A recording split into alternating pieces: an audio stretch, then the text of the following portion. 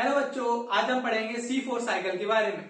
चलो देखते हैं C4 साइकिल या एच एंड स्लैग पाथवे के नाम से भी जाना जाता है। तो मैंने फिगर पहले ही बना के रखा था, इस टाइम खराब ना हो। चलो देखते हैं, जो आपको ग्रीन ग्रीन वाला रीजन दिख रहा है वो कौन है? Mesophyll cells. ठीक है, जो आपको ब्लैक ब्लैक रीजन दिख रहा है वो कौन है? Bundle sheath sales. चलो स्टार्ट करते हैं भाई। तो एटमॉस्फेयर से CO2 उठा लिया भाई। उठाने वाले दो होते हैं मेनली कार्बोनिक एनहाइड्रेट्स। ठीक है, जो एनसीईआरटी में नहीं है क्योंकि अब उन्होंने बाइकार्बोनेट बनवाता है, या फिर बोल लो या फॉस्फोइनॉल पायरुवेट। ठीक, आप ये भी याद कर सकते हो। प्राइमरी जो CO2 एक्सेप्टर होता है वो कौन होता है? PEP यानी फॉस्फोइनॉल पायरुवेट। फॉस्फोइनॉल पायरुवेट क्या करवाएगा? PEP के प्रेजेंस में, यानी कि फॉस्फोइनॉल पायरुवेट कार्बोक्सिलेज एंजाइम है। क्या है? एंजाइम है। इस एंजाइम की प्रेजेंस में इसको फिक्स करवा देगा। फिक्स करवाने के बाद क्या बनवाएगा? फिक्सेशन के बाद क्या बनेगा? C4 एसिड बनेगा। C4 एसिड कौन सा बनेगा? ऑक्सलो एसिटिक एसिड बनेगा। अब देखो, CO2 उठाया, ठीक है, CO2 उठाया एटमॉस्फेयर से, माना कि PEP ने उठा लिया। किसने उठा लिया? PEP ने उठा लिया, यानी फॉस्फोरिल पायरुवेट उठवा लिया। किसको? CO2 उठवा लिया भाई। अब फॉस्फोरिल पायरुवेट कार्बोक्सिलेज एंजाइम की प्रेजेंस में इसको बनवा दिया क्या? ऑक्सलो एसिटिक एसिड बनवा दिया, यानी C4 एसिड बना दिया। 4 कार्बन का कंपाउंड बनेगा। C4 एसिड 4 कार्बन का कंपाउंड, जो कि एसिड होगा, वो एसिड का नाम क्या है? ऑक्सलो एसिटिक एसिड बन गया। कहां बना है देखो जरा, मेसोफिल सेल्स में बन रहा है। ध्यान रखो, मेसोफिल सेल से ये ट्रांसपोर्ट कर दिया है। किसके थ्रू ट्रांसपोर्ट होगा? प्लाज्मोडेस्माटा। प्लाज्मोडेस्माटा होते क्या है? एक सेल से दूसरे सेल के बीच में जो से कनेक्शन होते हैं, वो भी क्या? छोटे पोर्स होते हैं। उन पोर्स को बोलते हैं प्लाज्मोडेस्माटा। एक्सचेंज के लिए जो भी एक्सचेंज करना चाहे वो। ठीक, तो यहाँ इन्हें भेज दे कौन? C4 acid. अब एक्चुअल में वहां जाके बदल जाते क्या? मैलिक एसिड और एसिटिक एसिड में बदल जाता है। क्या है इसका नाम? Aspartic acid. सॉरी, किसे? मैलिक एसिड या एस्पेरेटिक एसिड में बदल जाते हैं, क्योंकि 4 कार्बन का कंपाउंड है। ठीक है, ट्रांसपोर्ट कर दिया और किस कन्वर्ट हो जाते हैं। ये भी 4 कार्बन का कंपाउंड है और ये भी 4 कार्बन का कंपाउंड है। मैलिक एसिड और एस्पेरेटिक एसिड में बदल दिए जाते हैं। अब एस्पेरेटिक एसिड और मैलिक एसिड कोई भी एक ले लो समझने के लिए। अब क्या इसका क्या करते हैं? डीकार्बोक्सिलेशन कर देंगे। डीकार्बोक्सिलेशन का मतलब होता है CO2 को रिलीज कर देंगे, यानी एक कार्बन कम हो जाएगा।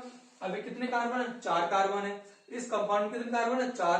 अब 4 कार्बन में से एक कंपाउंड रिलीज होगा, रिलीज कर देंगे, तो कितने कार्बन का कंपाउंड बन जाएगा? 3 कार्बन का कंपाउंड बन जाएगा। उसको C3 एसिड क्या बनेगा? C3 acid. C3 एसिड कौन सा? Pyruvic acid. क्या बनेगा? पायरुविक एसिड बन जाएगा। क्या बन जाएगा? Pyruvic acid. अब यहाँ कार्बन डाइऑक्साइड रिलीज हुआ, इसका कहां करे इस्तेमाल? तो हुआ कहीं ना कहीं ये कहां जाएगा? एंटर कर जाएगा आपका C3 साइकिल में। C3 साइकिल अभी अपन ने पढ़ा था लास्ट क्लास में। C3 साइकिल यानी कि कैल्विन साइकिल, ये तो था कैल्विन साइकिल था। तो C3 साइकिल में एंटर कर जाएगा। वहां आपका रोबेस्को एंजाइम होता है। कौन सा होता है? रोबेस्को राइबोलोज बिसफॉस्फेट कार्बोक्सिलेज ऑक्सीजनेज, ये एंजाइम होता है। तो ये पूछ लिया जाता है, तो अब बता रोबेस्को कहां होता है? मेसोफिल सेल्स में या बंडल शीथ सेल्स में? तो आपका रोबेस्को कहां होगा? बंडल शीथ सेल्स में। और आपका ये मेसोफिल सेल्स में कौन सा एंजाइम होता है? पेप्सी पूछ लिया जाता है। पेप्सी या फॉस्फोइनॉल पायरुवेट कार्बोक्सिलेज। ठीक है, अब ये एंटर करेगा इधर एंटर करेगा तो अपना काम करते चलेगा C3 साइकिल। ठीक है, अब बात करते हैं जी अपना बना पायरुविक एसिड। पायरुविक एसिड यानी C3 एसिड, इसको ट्रांसपोर्ट कर दिया जाएगा। फिर से कहां से? किससे? प्लाज्मोडेस्माटा से होते हुए C3 एसिड गया, ट्रांसपोर्ट हो गया। अब देखो रीजनरेशन का मतलब क्या है? इसको फिर से इसमें बदल देंगे। किसमें? PEP फॉस्फोइनॉल पायरुवेट में बदल देंगे। अब ऐसे तो बदला नहीं जाएगा, इसके लिए लगेगा एंजाइम। कौन सा enzyme? Phosphoenol pyruvate synthase enzyme लगेगा और फिर से किसमें बदल जाएगा? PEP में बदल जाएगा और फिर ऐसे ही साइकिल चलता रहेगा। अब जब फॉस्फोइनॉल पायरुवेट सिंथेस एंजाइम इस्तेमाल होता है, यानी कि C3 से ये PEP बनता है, यानी पायरुविक एसिड से फॉस्फोइनॉल पायरुवेट बनता है, तब आपकी एनर्जी लगती है। कितनी एनर्जी? 2 ATP का इस्तेमाल होता है। ठीक है, 2 ATP का इस्तेमाल होता है। इससे पहले हमने पढ़ा था C3 साइकिल में आपका भी ATP का इस्तेमाल होता है। देखो 3 ATP लगती है कहां? C3 साइकिल में। कितनी ATP? 3 ATP लगती है। इसके अलावा 2 NADPH2 भी लगते हैं C3 साइकिल में।